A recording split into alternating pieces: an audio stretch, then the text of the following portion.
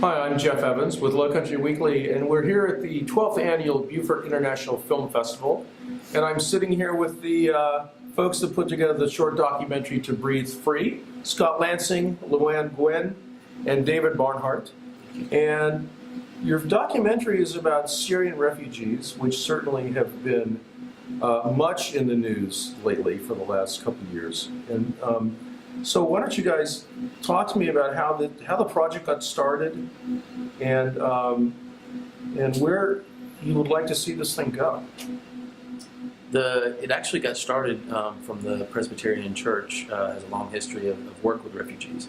And so they went out and reached out to different organizations, got them to come on board and said, we want to do a film about refugees.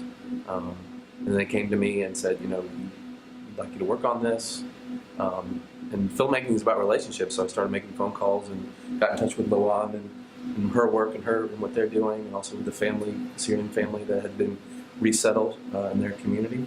And we just started that conversation. It got going, and that ultimately what we want to do is tell that human story. We want to, when you want to get at the heart of when you talk about refugees as an issue, you kind of distance yourself. And what we wanted to do was get at the heart of it. When you get the heart of it, it's about the humanity. It's about the people, right? And it's a narrative that's not being told. It's not being shared. It's not what sells is fear and polarization. Well, sadly. Yeah, and so this film attempts to humanize and to tell that human story.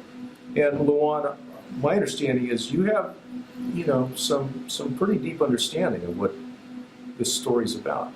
Yeah, how this came about for Chevy Chase was, so like you said, for a couple of years, Syrian refugee crisis has been in the news. And, you remember those powerful images of the little boy, Adnan, washing up the shore, his body, and people everywhere here in the United States were just, what can we do? How do we, address some of this suffering, and what can we do on our part to help? And it was that time that a member of the church, her mother-in-law is in Germany, and she was talking on the phone with her mother-in-law, and her mother-in-law was telling her about the refugees coming to Germany and the efforts of them being resettled there. And her mother-in-law is hosting a tea for some of the recent refugees over there. And she thought to herself, why can't we do something like that here? Extend a hand, welcome them and help them here. And so after doing some research, she found a resettlement agency that was authorized to resettle families in the area. And then she reached out to the congregants in our church. And the church, Chevy Chase Presbyterian, had done something like this before after post-Vietnam War and the refugee crisis from there. And they sponsored my family. So in 1979, we were among the boat people who fled Vietnam and came here on the boat, survived open sea, and they helped resettle my family. And 30-some years later, we've flourished here. My brothers and sister and I have grown up here, and doing our best to give back to the community. And when this effort, when I heard about this effort from the church, I said, I raised my hand right away. I said, I need to do this, and that it's important. And I'm grateful that the church continues to do things like this and extend a hand and keep our doors open. And so, that's what started it. And we pulled a group of volunteers together and just welcomed this young refugee family here and helped them resettle. And then David reached out to us and said, we want to help tell your story. And we didn't know how this was going to turn out, but it's been great to see the connections being made, not just the connections that you see being made that are highlighted in the film, but just the human connections that have been made with just working with this family. And now their friendships have been made. They consider us their extended family, and it's just great to see how they're moving forward. And who knows what the future is going to be like, but it's not going to be what it is in Syria. So Let me just say one of the things Scott and I like to do when we approach these films is don't go with an agenda.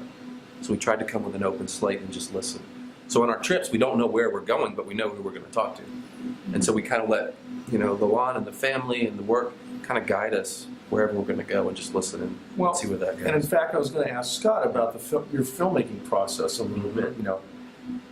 How long did you shoot for? Was it difficult to get access? Was it can you speak to some of this a little? Yeah, we went back several times through was it a year or 2 years? 2 years. 2 year period, and we went back, interviewed the family, caught back up with each of the families, and like Dave said, we kind of let it form and find itself. And I think Dave instantly saw this kind of amazing parallel moment with Luan and how she had gone through this, and then there was just this I think it kind of spoke to both of us that there was an incredible Americanism underlying there that was telling us a story that seemed like it was a story that was probably familiar to a lot of different people, and if not to them, to their ancestors and family members who had come over. And in that, I think we took the advantage of trying to show, let's look past religion, let's look at people as people, and what it takes to take this kind of journey. And one thing that hit us was a lot of people kind of ask, well, how has the family been? How did the family change? There seems to be an urgency of wondering, how did family relevant to the Syrian family? But actually, I think you'd agree, the greatest gift is almost back to the family that helps the family and what it does to their family. And that's one thing that we saw was there's so much return to you guys in being proactive, giving back, and what it did to Merritt's family and to you. and our larger community. Now there are 20 plus organizations in our local area now that are seeing our work and sort of connecting with us and us mentoring them a little bit through the process, that they saw that we were able to do this.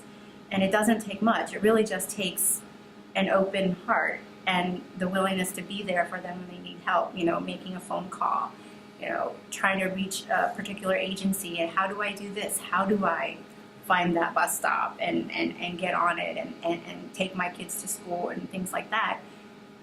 It really doesn't take much, and you can do things one-off, you can do things directly with the family. But so now,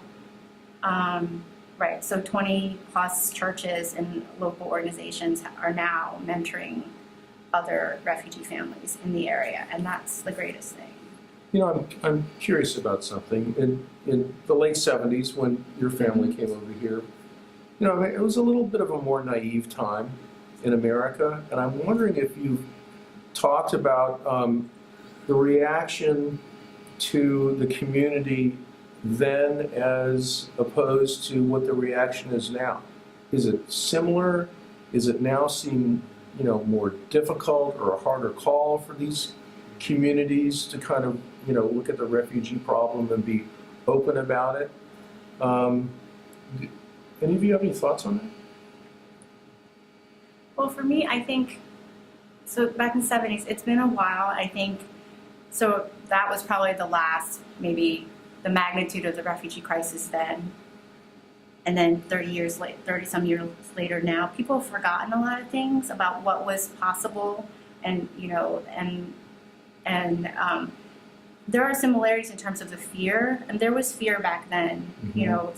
Vietnamese refugees coming in, taking away jobs. The economy was also bad at the time, and so how can we, take care and take in these people when we're stretched for resources here, taking care of our own people. So there were the same sort of worries and fears about, why are we worrying more about outsiders than people here in our backyard, and politically, people, there would be worries about communists, right, coming from Vietnam and infiltrating, their views here.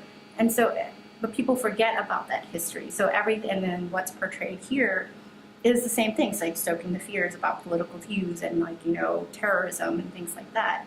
So I think what it takes is, and what they've done, and they help me remember, is make that connection. We're a country, our history is about taking in people who are fleeing, political persecution, wars, famine, things like that. And if we can remember that history and remember, that all it does take is to just, let's forget about the noise, about, the things that are out there, and just look right here amongst us and do the work that needs to be done, because it is possible.